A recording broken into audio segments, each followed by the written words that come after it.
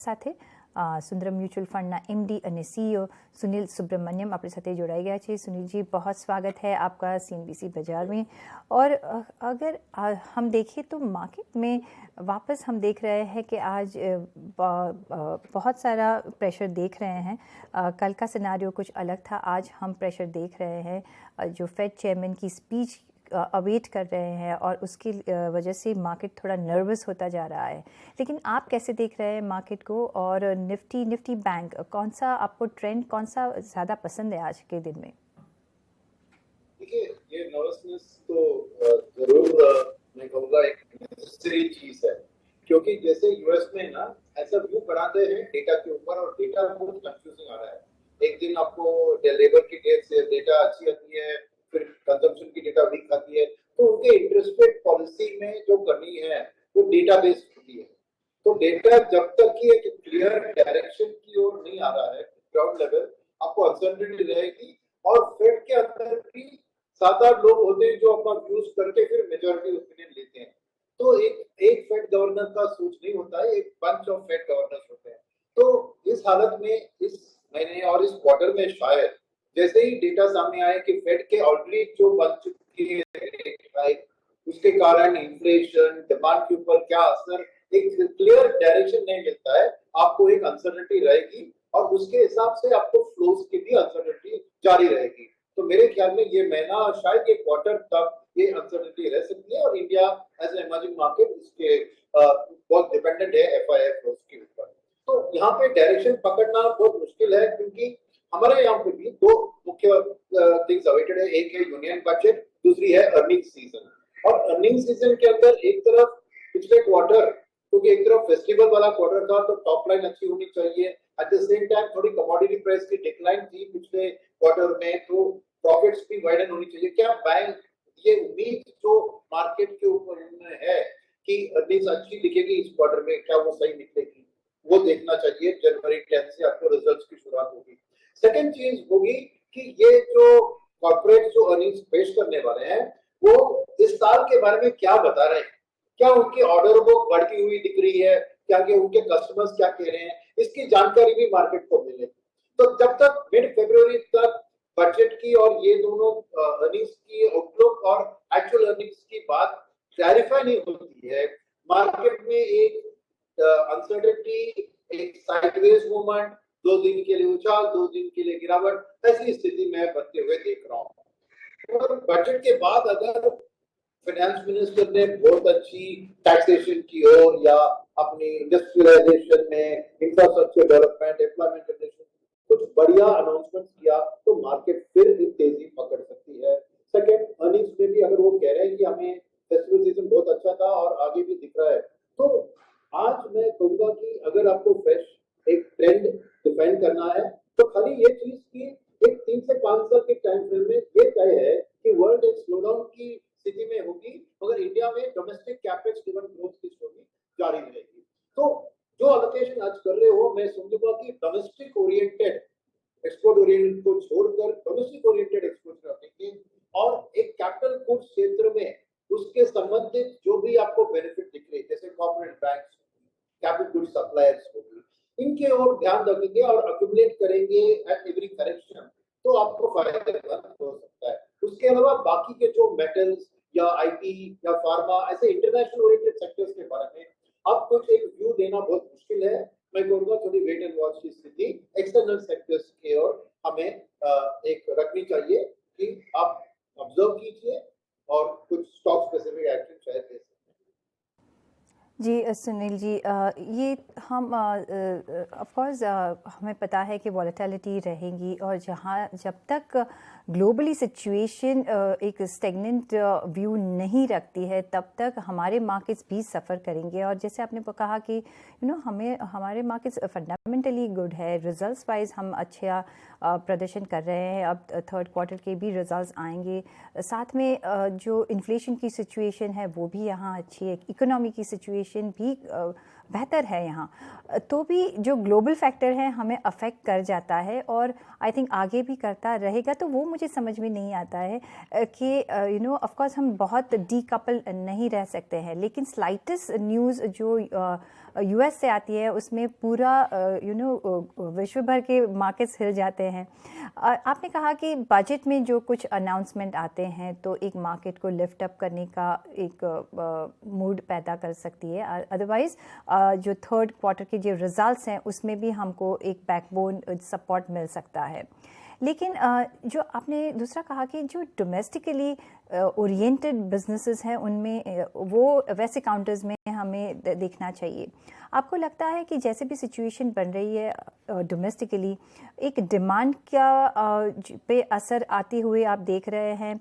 अगर जो imported inflation की हम बात कर रहे हैं उसकी असर आती हुई हम देख रहे हैं, तो वो सिनारियो अभी आगे जाके आप कैसे देखेंगे? क्योंकि ग्लोबली तो सिचुएशन बुरी है, क्या यहाँ वो इम्पोर्टेड इन्फ्लेशन, इम्पोर्टेड जो भी हम इम्पोर्ट कर रहे हैं जो हमें नहीं करना चाहिए, उसकी असर हम देख सकते हैं आगे जाके?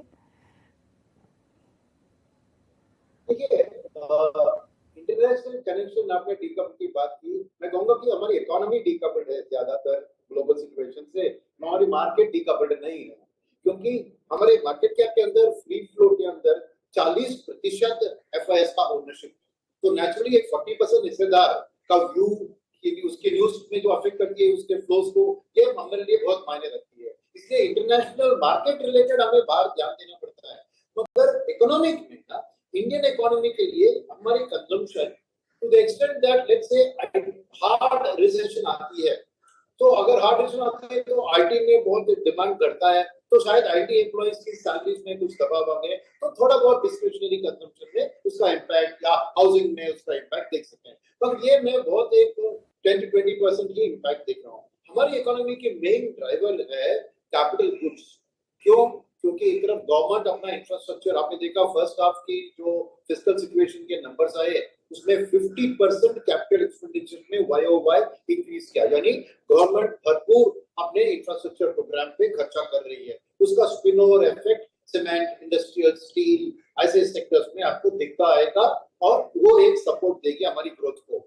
सेकंड फैक्टर जो ग्रोथ को सपोर्ट दे रही है वो है पीएलआई की जो स्कीम्स गवर्नमेंट ने अनाउंस की है, वहां पे जो फॉरेन एफडीआई आ रहा है और वहां से जो फैक्ट्रीज लगने शुरू हो गए, एप्पल, सैमसंग, गूगल ऐसे बड़े बड़े एमएनसीज इंडिया को अपना चाइना का जो मैन्युफैक्चरिंग फैसिलिटी है उसको इंडिया में शिफ्ट करने की कोशिश कर रहे हैं, तो अगेन वो कैपिटल गुड्स साइकिल के लिए पॉजिटिव है, क्योंकि यहाँ पे नए कारखाने लगने हैं, उनके नए एम्प्लॉइज उनको हायर करने हैं, तो again overall capital goods sector के लिए एक अच्छी स्थिति बन हुई।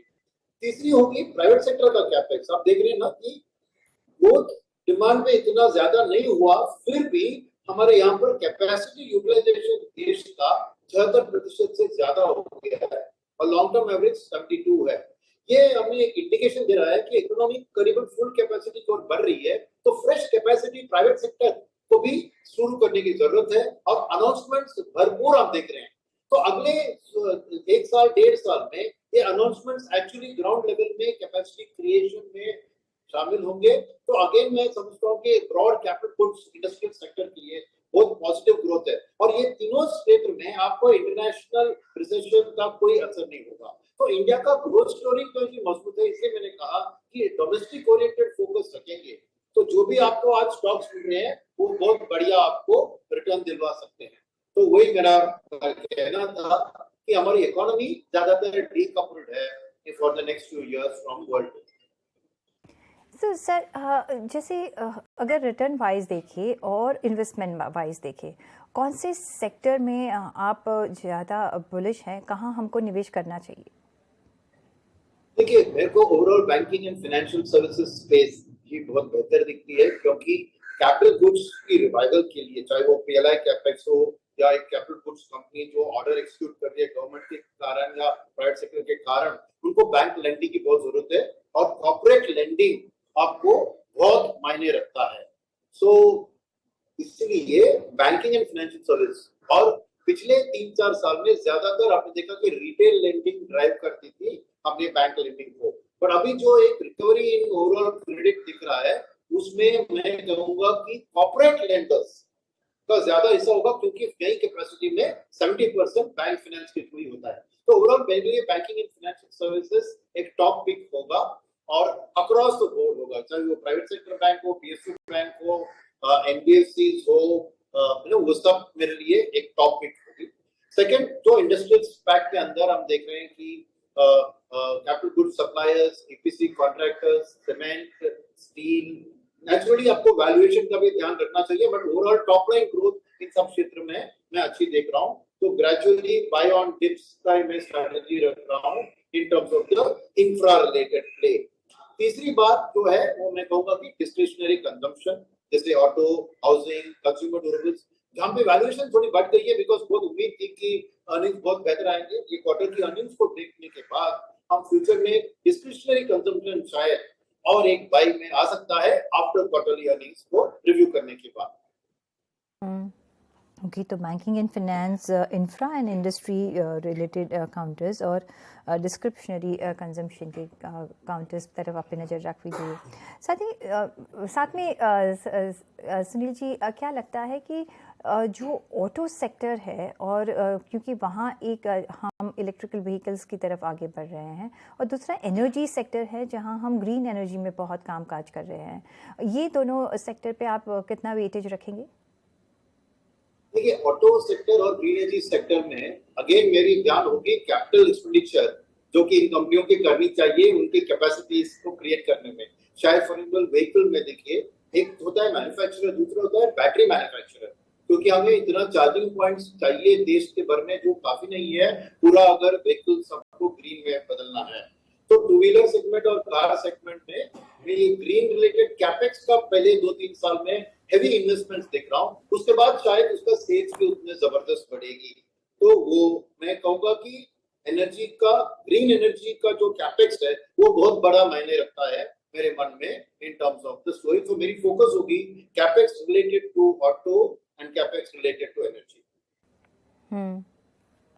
साथ में इंश्योरेंस एज अ सेक्टर आप कैसे देख रहे हैं, क्योंकि यहाँ हम थोड़ा पेनिट्रेशन पिछले दिनों में हमने देखा है।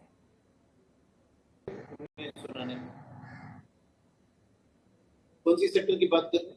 Sorry Sunil ji, insurance as a sector आप कैसे देख रहे हैं? तो इंश्योरेंस तो एक पेनिट्रेशन के हिसाब से बहुत कम है इंडिया का इंश्योरेंस का पेनिट्रेशन, और मेडिकली अभी पीपल अवेयर हुए हैं बहुत। तो मेडिकल इंश्योरेंस, हेल्थ इंश्योरेंस और ट्रांसपोर्टेशन, गाड़ी की इंश्योरेंस, तो ओवरऑल लाइफ इंश्योरेंस, ये सब में भी मार्केट बहुत ओपन अप हो रहा है और मेरे ख्याल में ये one of the sunrise sectors है इंडस्ट्री में और उसके लिए स्कोप बहुत बेहतर है। तो एक लॉन्ग टर्म पिक के तौर पर, शॉर्ट टर्म में मेरे लिए वैल्यूएशंस थोड़े रिच लग रहे हैं बिकॉज बहुत से फ्यूचर की उम्मीदें आज शेयर प्राइस में अंदर बिल्डअप हो गई है। तो धीरे धीरे वो as the growth comes through ये नेचुरल लगेंगे। तो एक लॉन्ग टर्म के लिए अभी भी मैं इंश्योरेंस के ऊपर पॉजिटिव हूं with in the financial services. अभी हम देखें तो क्रूड के प्राइसेस काफ़ी बैलेंस $80 के नीचे गए हैं और उसका बेनिफिट हम बहुत सारे काउंटर्स पे देख रहे हैं। क्रूड की मूवमेंट वीज़ डॉलर स्टेगनेंट रहना कितना ज़रूरी है अगर इंडिया के लिए वीज़ जो आपने पहले भी कहा कि एफआई की जो इनवर्ड मूवमेंट है उसे भी हमें समझना चाहिए क्योंकि हम एक इमर्जिंग मार्केट है। तो एफआईआईज क्या पसंद करेंगे, इमर्जिंग मार्केट्स पसंद करेंगे कि डेवलप्ड मार्केट्स पसंद करेंगे आगे चल के?